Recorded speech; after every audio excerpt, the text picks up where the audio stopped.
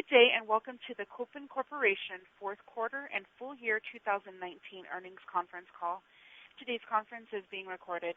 At this time, I would like to turn the conference over to Rich Snyder, CFO. Please go ahead, sir. Welcome, everyone, and thank you for joining us this morning. John will begin today's call with a discussion of our strategy, technology, and markets. I will go through the fourth quarter and 2019 results at a high level. John will conclude our prepared remarks, and then we'll be happy to take your questions. I would like to remind everyone that during today's call, taking place on Tuesday, March 10th, 2020, we'll be making forward-looking statements as defined in the Private Securities Litigation Reform Act of 1995. These statements are based on the company's current expectations, projections, beliefs, and estimates, and are subject to a number of risks and uncertainties that could cause actual results to differ materially from those forward-looking statements. Potential risks include, but are not limited to, demand of our products, operating results of our subsidiaries, market conditions, and other factors discussed in our most recent annual report on Form 10-K and other documents filed with the Securities and Exchange Commission. The company undertakes no obligation to update the forward-looking statements made during today's call. And with that, I'll turn it over to John. Thank you, Richard. Thank you for joining us this morning to discuss our fourth quarter and 2019 results. We are very pleased with the way the year ended. From an operations perspective, we saw strong demand for our products from the military and public safety segments. And we continued to make improvements in our cost structure. From a technology perspective, we had a very successful Consumer Electronics Show in January, at which we highlighted our proprietary double-stack organic light-emitting diode, or OLED, microdisplays, including a super bright monochrome green display that emits over 20,000 nits. Honestly, it was too bright that it's difficult to look at. For the fourth quarter, military was the key revenue driver, with the F-35 Joint Strike Fighter and FWS-I programs representing the majority of those revenues, consistent with our experience all year. As we noted in our earnings call of third quarter 2019, we received a new FWS-I order and began filling it in fourth quarter. In 2020, we expect FWS-I crew served and our armored vehicle development programs to be completed, and they will join the F-35 and FWS-I in product revenue generation. Historically, we have had only one or two major military programs in place in any given time. Today, we have in place over 10 military programs that are either in volume production or advanced development stage. While some of them may not impact revenue generation until 2021 to 2023 timeframe, and we cannot be sure or will reach production after moving through development. The overall strength of our military program and our success in winning programs over competition is the strongest in our history. Turning to public safety, we had a very strong Q4 for shipments of our display products for the fireman's mask application. We believe this is a great application for our technology, and we expect new products to be developed for public safety applications in 2020. You may recall in the third quarter of 2019, we took significant steps to to reduce our cost structure. These reductions have improved our cash for operations, reducing it from $7.8 million of cash use in operation in Q1 of 2019 to $4.2 million of cash used in operations in Q4. We're making good progress in rationalizing the business and expect further progress as we move through 2020. As I mentioned, we had a very good showing at our CES event. We demonstrated 2K and 720p display using our new double-stack OLED microdisplay technology, which has a much higher brightness and longer lifetime. We also gave a preview of our new and the world first 1.3 diagonal 2.6K by 2.6K display. That means 2,560 pixels by 2,560 pixels resolution for the next generation AR, VR, and XR applications. Our OLED technologies advances include a patent-pending silicon backplane technology, which enables the creation of double-stack OLED structures for microdisplays. A double-stack OLED is two OLED structures on top of each other and connected in series so that the charge carriers pass through the double-stack OLED and generate photons twice instead of once in a conventional single-stack OLED structure. This results in much higher efficiency, higher brightness, lower power consumption, and longer life. While this approach can be used for large panels displays, maintaining a good color fidelity has been a very serious barrier for small pixel microdisplays. We have succeeded in solving this with a unique method in our silicon backplane design and process.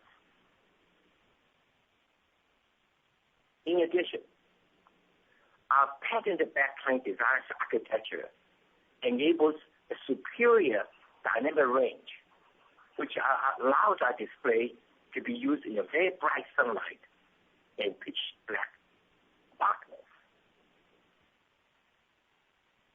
This display can meet the demand of consumer enterprise applications being developed for the 5G network. Finally, our stock is below $1, and we received a notice from NASDAQ that the company is not in compliance with NASDAQ minimum bid price listing rules.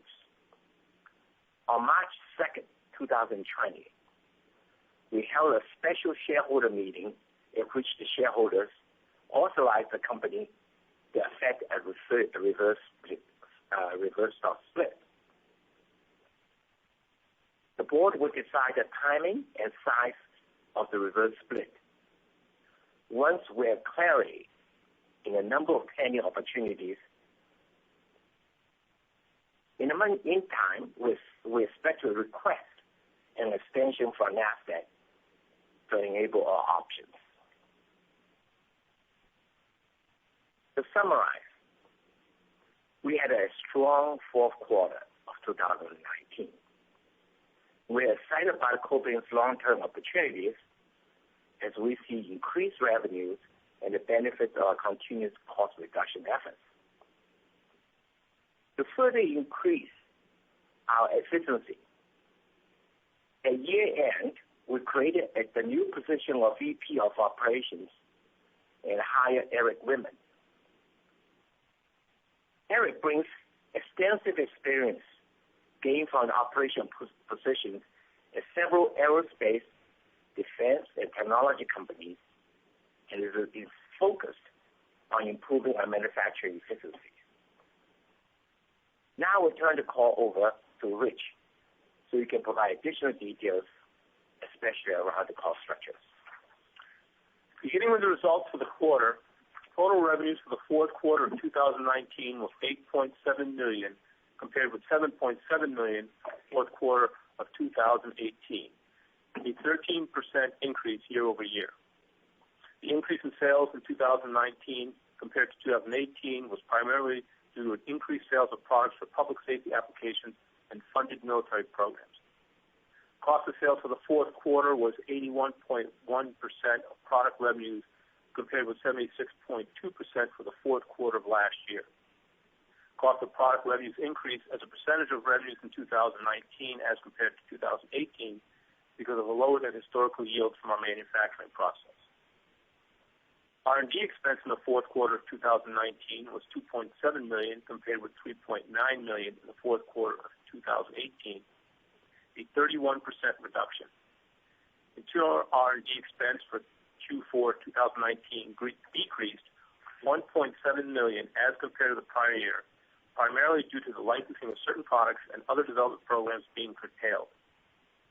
This decrease was partially offset by an increase in funded R&D expense of $500,000 for Q4 2019 compared to the prior year due to an increase in funded R&D revenue for military programs. SG&A expenses were $4.5 million in the fourth quarter of 2019 compared with $6.2 million in the fourth quarter of 2018, a reduction of 27%.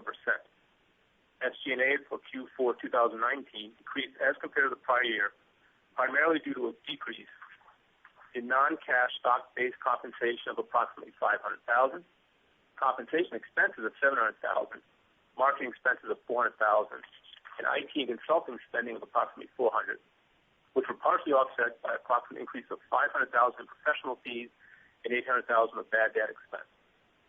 Including Q4 2018 operating expenses are $2.5 million from the write-off of fixed assets and $1.4 million from the impairment of goodwill charge.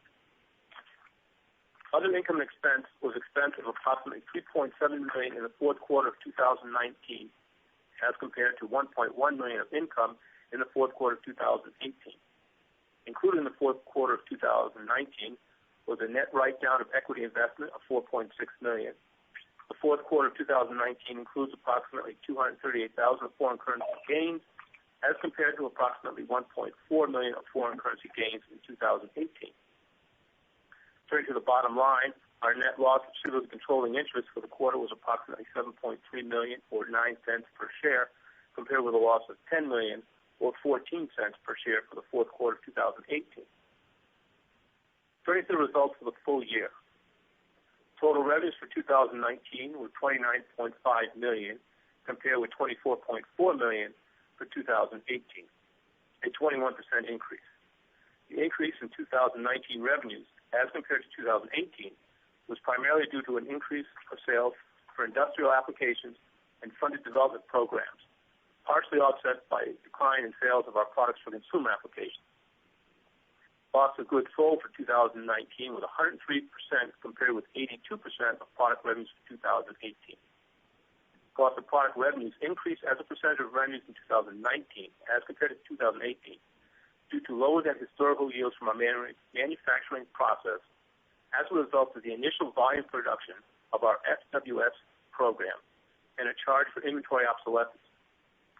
This charge was due to the discontinuance of certain products and the write-off of materials as we found substitute materials that will provide for better long-term manufacturing yields. The FWS program went into volume production in 2019, and our yields were lower than historical levels as our supply chain works to consistently meet quality standards. R&D expense in 2019 was $13.3 million, a 23% decrease compared with $17.4 million in 2018. Funded R&D expense for 2019 decreased $700,000 as compared to 2018, primarily due to completion of performance obligations on funded U.S. military programs. Internal R&D expense for 2019 decreased $3.4 million as compared to the prior year, primarily due to the licensing of certain products and other development programs being curtailed as part of our strategic realignment. SG&A expenses were $21.3 million for 2019, a 22% decrease compared with $27.2 million for 2018. SG&A for 2019 decreased as compared to the prior year, primarily due to a decrease of $2 million in non-cash stock-based compensation, $1 million in product promotion and marketing expenses, $900,000 in IT spending, $900,000 amortization of intangibles, and $800,000 of accrued contingent consideration, which were partially offset by an increase of $1 million in professional fees. Included in 2019 and 2018 operating expenses was approximately $300,000 and $1.4, respectively, from the impairment of goodwill, and in 2018, $2.5 million from the write-down of fixed assets. Other income expense was expense of $2.9 million for 2019, as compared with income of $5.5 million for 2018.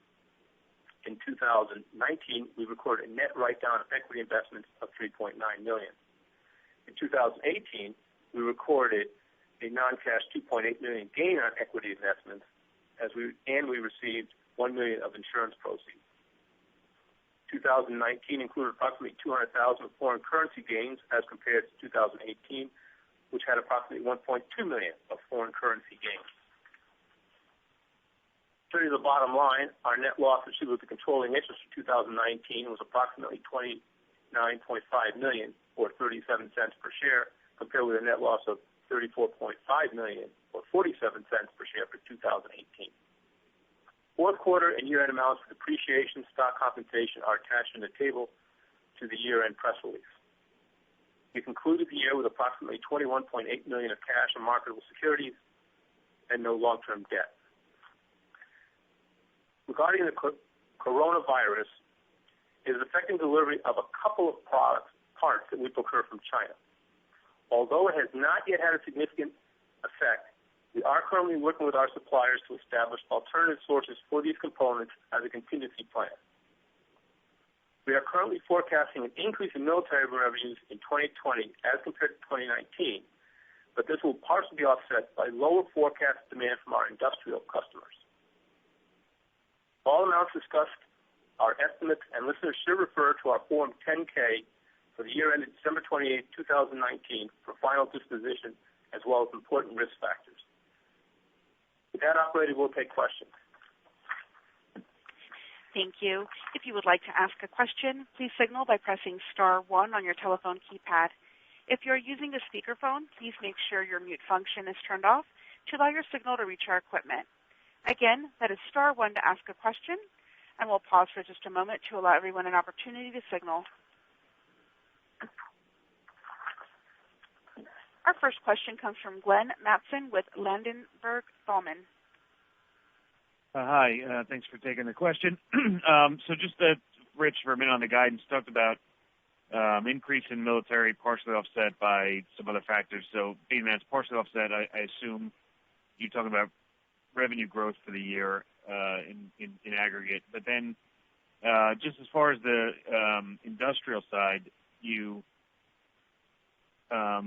know, in the press release you talk about issues perhaps around getting supply that you need, but then you say lower demand from industrial customers. So is supply the issue or demand the issue? And maybe you could give us some more color as to how the quarter performed in some of the other sectors in industrial, notably things like RealWear and perhaps from partners like Google Glass, and just how you think that those guys will perform in 2020. Sure. So as it relates to the coronavirus on the supply side, we have not yet had any specific issues. Our vendors are meeting their deliveries as required in the purchase orders. I will say, though, there are a couple of parts, literally 2, that we're living somewhat hand-to-mouth. They're meeting deliveries, but we are concerned that there might be a hiccup. And so we are working with our vendors for possibly sourcing these parts in the United States. So that's otherwise no real issues on the supply side. On the demand side, our customers are forecasting lower demand. I think it's all part of just the industry trends associated with the coronavirus, and whatever else they may be factoring in. And so we're using those forecasts from our customers to come up with our guidance. Okay. And then as it relates to the military business, you mentioned, maybe John mentioned that you expect to maybe later in the year that the crew served, the FWS crew business begins to ramp and the armored vehicle begins to ramp or begins to produce revenue later in the year. Is that those programs kicking in? How confident are you in that? And is the guidance reliant on those kicking in the second half? And then I guess the last thing I'll ask is just how gross margins shake out if the business is more skewed towards military in 2020. As it relates to the programs, the first half of the year is essentially delivering prototypes, and assuming that those prototypes go through the normal shake and bake. At this point, based on our progress on those programs, we do think that Q4 will be generating revenues and that they'll go into production. That's the schedule. We've been meeting the schedule for the most part to date, and so we don't see anything changing on that. As it relates to gross margin, last year, we honestly took some significant hits on the yield on the FWS-I program, and during the course of that development, honestly, we identified better raw materials as the year went along, and so the decision was made to scrap old material rather than run it through the line at low yield. And so we took some significant inventory obsolescence. And so what we're looking for is something in the neighborhood of a 5% improvement in cost to sales, gross margin each quarter during the year. And I just want to add, of course, we also have added additional management. So Eric Whitman, who's very experienced in this particular area, just joined us at the end of the year last year. Okay, great. Thanks for the color. We'll take our next question from Jeff Bernstein with Cowen. Hi, guys. A couple of questions. A number of months back, you had a press release about a customer for Fourth Dimension that was using the LCOS displays in an optical compute platform, and I was just wondering what the update there was. Has that ever become commercial? That's still in development. Gotcha. What's the expectation on when that might have a commercial product? I really couldn't talk to what their plans are. Okay. And then I think you guys were working on a helmet that was more for rotary drive aircraft, helos and stuff. What's the status on that program? So that's the common area helmet program that we're working with Elbit. It continues to go through. It's taking our old AMLCD and adding an ITO layer to it. I don't know what ITO really means. I'll have to explain that to you. But it supposedly dramatically improves contrast. And so that program continues along. And we believe Elbit has already been awarded the program, and so now we're in just the continued development phase. We expect somewhere between the second and third quarter that development phase will be completed. Yeah, just to add it, that program, Elbit already got awarded, and now we are in the pre-production phase, trying to get into production. So there's a multi-year program, and there's a big win for them. Yeah. Gotcha. So that's one of the 10 that you're talking about that are in various stages. And then is there a theme among the others? Are there other ones that are additional sort of LCD replacement type contracts, or what's is there anything to talk about on the others? Yeah, I think this is John Penn speaking. Hi, Jeff. The situation with the display, micro display, is of course dominant one still LCD, but there's a significant activities now going on trying to go to the next generation of micro displays. So it's very active right now, and I think we're very well positioned because we are the king of micro display. Okay, and then just to clarify, there was this confusion about the supply side versus demand side in China. So on the demand side, we're talking about the demand for the 3D machine vision for board inspection out of China. That's the demand side where customers right now are forecasting some lower demand. Is that right? Yes, but we also have customers who are doing some of the wearable technologies, and they're being cautious on their forecasts also at this point in time. Gotcha. Yeah, I think in near term you'll see some impact on this particular area. But the longer term, we think the customers and Chinese customers who are in the factories will try to go to more automation.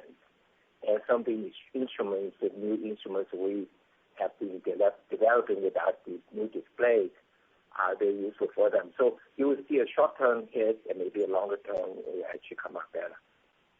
Okay. And then with regard to the Panasonic development, I guess you were showing some prototype at CES. I think you're still working on getting the color fidelity right on that. That's, I guess, the first contract that would use the BOE capacity that's coming up. Just give us an update on that and talk about what the pipeline looks like for additional people looking to use that BOE capacity potentially. Yeah, the question is on this CES Panasonic. It's demonstrated they call it eyeglass or eyewear VR system. It really looks very, very, very cool. The one they demonstrated openly, of course, using 2K, but they obviously are doing 2.6, which will affect even more.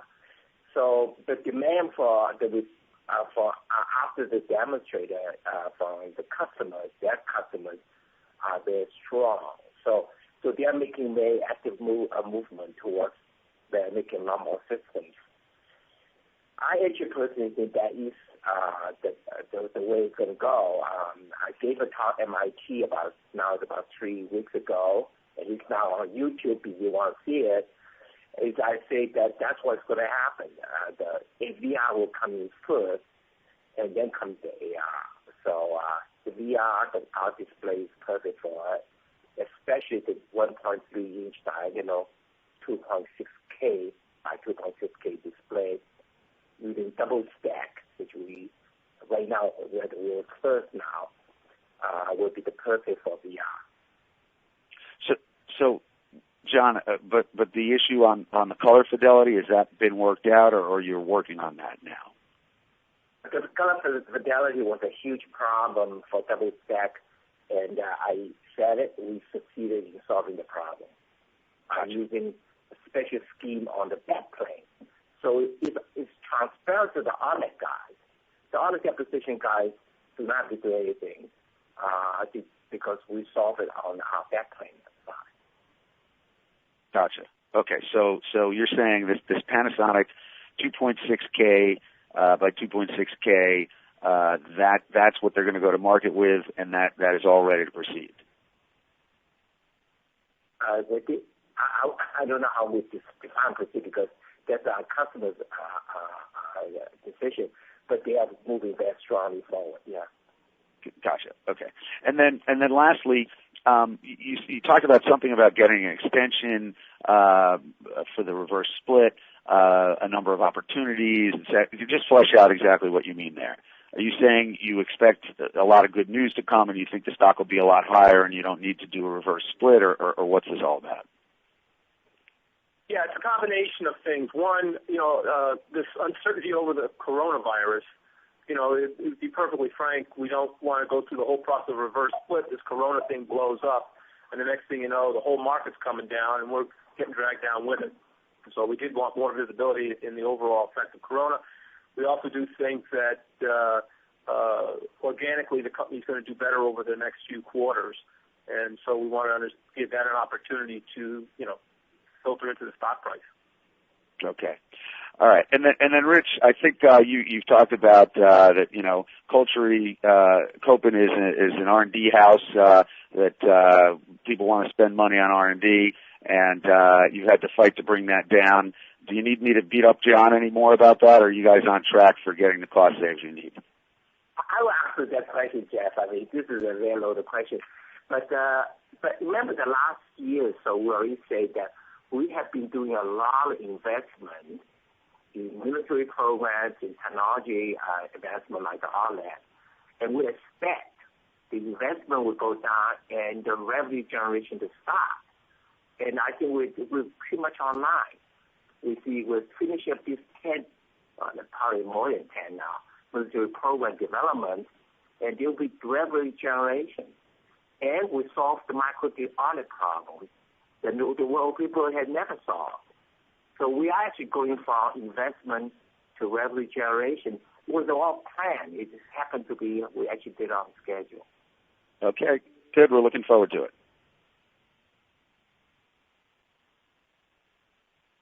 And it appears there are no further questions at this time. I'd like to turn the conference back to Dr. Fan for any additional or closing remarks. Well, thank you for joining us, and everybody stay healthy. Thank you. And that does conclude today's conference. We thank you for your participation. You may now disconnect.